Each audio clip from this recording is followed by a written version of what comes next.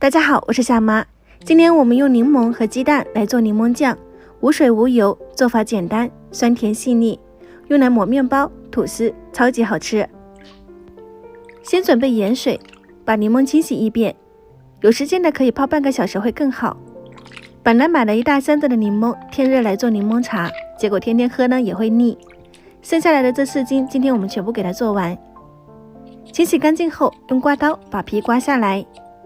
不要用力，轻刮皮，尽量不带白瓤，可以避免苦涩味。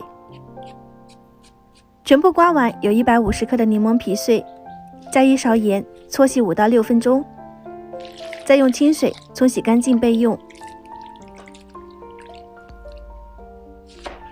果肉对半切开，手动挤出柠檬汁，挤的过程中牙齿都发酸，不知道大家隔着屏幕有没有感觉得到。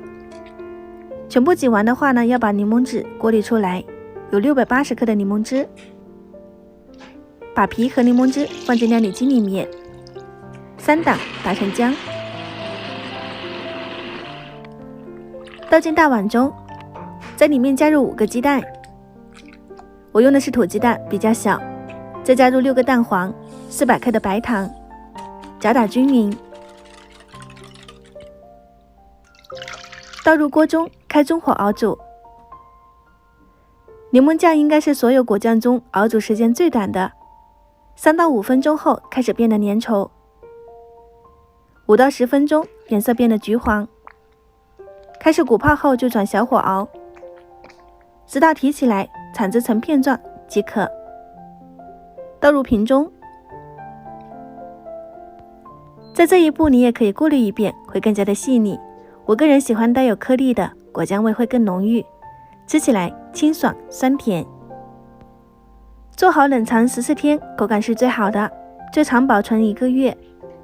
平常用来抹吐司片、做三明治，真的比沙拉酱会更加的好吃，开胃又解腻。各种面包也可以搭配上，吃上一次你肯定会爱上。如果你也喜欢，可以收藏起来试一下哦。感谢大家观看，剩下来的果酱记得密封，冰箱保存。